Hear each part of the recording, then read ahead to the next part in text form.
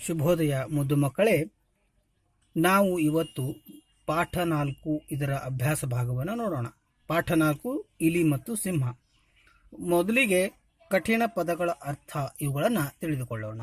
ಬಲೆ ಅಂದರೆ ಜಾಲ, ನೆಟ್. ಬಲೆ ಅಂದರೆ ಜಾಲ, ನೆಟ್ ಜಾಳಿಗೆ. ಆಪತ್ಕಾಲ, ಅಪಾಯದ ಸಮಯ, ನಮಗೆ ತೊಂದರೆ ಬರುವಂತಹ ಅಥವಾ ಬಂದೊದಗಿರುವಂತಹ ಸಮಯ. ಹರಿತ ಅಂದರೆ ಚೂಪಾದ, ಶಾರ್ಪ್.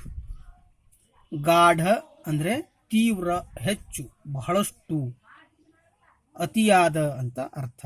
ಭರವಸೆ ಅಂದರೆ ವಿಶ್ವಾಸ, ನಂಬಿಕೆ. ವಿಶ್ರಾಂತಿ, ಆರಾಮ, ರೆಸ್ಟ್. ಗೊತ್ತಾಯ್ತಲ್ಲ ಮಕ್ಕಳೇ? ಇನ್ನು ಅದರ ಕೆಳಗಿರುವಂತಹ ಅಭ್ಯಾಸ ಭಾಗವನ್ನು ನೋಡೋಣ. ಅಭ್ಯಾಸ: ಒಂದು ವಾಕ್ಯದಲ್ಲಿ ಉತ್ತರಿಸಿರಿ. ಇಲ್ಲಿ ಪ್ರಶ್ನೆಗಳನ್ನು ಕೊಡಲಾಗಿದೆ, 5 ಪ್ರಶ್ನೆಗಳು. ಆ ಪ್ರಶ್ನೆಗಳಿಗೆ ಉತ್ತರಗಳನ್ನು ಬರೀಬೇಕಾಗಿದೆ. ಒಂದನೇದು, ಸಿಂಹವು ಎಲ್ಲಿ ವಿಶ್ರಾಂತಿ ತೆಗೆದುಕೊಳ್ಳುತ್ತಿತ್ತು? ಸಿಂಹವು ಎಲ್ಲಿ ವಿಶ್ರಾಂತಿ ತೆಗೆದುಕೊಳ್ಳುತ್ತಿತ್ತು? ಸಿಂಹವು ಮರದ ಕೆಳಗೆ ವಿಶ್ರಾಂತಿ ತೆಗೆದುಕೊಳ್ಳುತ್ತಿತ್ತು. ಅದು ಮರದ ಕೆಳಗೆ ಮಲಗಿತ್ತು. ಸಿಂಹವು ಮರದ ಕೆಳಗೆ ವಿಶ್ರಾಂತಿ ತೆಗೆದುಕೊಳ್ಳುತ್ತಿತ್ತು. ಇನ್ನು ಎರಡನೇದ್ದು, ಸಿಂಹಕ್ಕೆ ಏಕೆ ಕಿರಿಕಿರಿಯಾಯಿತು?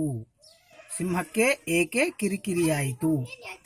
ಇಲಿ ಸಿಂಹದ ಮೈ ಮೇಲೆ ಓಡಾಡಿದ್ದಕ್ಕೆ ಸಿಂಹಕ್ಕೆ ಕಿರಿಕಿರಿಯಾಯಿತು. ಇದು ಸಿ ಇದೆ. ಇಲಿ ಸಿಂಹದ ಮೈ ಮೇಲೆ ಓಡಾಡಿದ್ದಕ್ಕೆ ಸಿಂಹಕ್ಕೆ ಕಿರಿಕಿರಿಯಾಯಿತು. ಇನ್ನು ಇಲಿ ಏನೆಂದು ಪ್ರಾರ್ಥಿಸಿತು?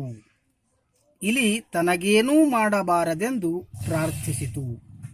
ಇಲಿ ತನಗೇನೂ ಮಾಡಬಾರದೆಂದು ಪ್ರಾರ್ಥಿಸಿತು. ಸಿಂಹ ಎಲ್ಲಿ ಸಿಲುಕಿಕೊಂಡಿತು? ಸಿಂಹ ಎಲ್ಲಿ ಸಿಲುಕಿಕೊಂಡಿತು? ನಾಲ್ಕನೇದು, ಸಿಂಹ ಬಲೆಯಲ್ಲಿ ಸಿಲುಕಿಕೊಂಡಿತು. ಬೇಟೆಗಾರ ಬಲೆಯನ್ನು ಹಾಕಿದ್ದ, ಬಲೆಯಲ್ಲಿ ಸಿಂಹವು ಸಿಲುಕಿಕೊಂಡಿತ್ತು. ಸಿಂಹ ಬಲೆಯಲ್ಲಿ ಸಿಲುಕಿಕೊಂಡಿತು. 5ನೇದು, ಇಲಿ ಸಿಂಹವನ್ನು ಹೇಗೆ ಕಾಪಾಡಿತು? ಇಲಿ ಸಿಂಹವನ್ನು ಹೇಗೆ ಕಾಪಾಡಿತು? ಇಲಿ ಬಲೆಯನ್ನು ಕತ್ತರಿಸಿ ಸಿಂಹವನ್ನು ಕಾಪಾಡಿತು. ಇಲಿ ಬಲೆಯನ್ನು ಕತ್ತರಿಸಿ ಸಿಂಹವನ್ನು ಕಾಪಾಡಿತು. ಗೊತ್ತಾಯ್ತಲ್ಲ ಮಕ್ಕಳೇ? ಇವತ್ತಿಗೆ ಇಷ್ಟು ಸಾಕು. ಇದರ ಮುಂದುವರೆದ ಭಾಗವನ್ನು ನಾವು ನಾಳೆಯ ಪಾಠದಲ್ಲಿ ನೋಡೋಣ. ಧನ್ಯವಾದಗಳು.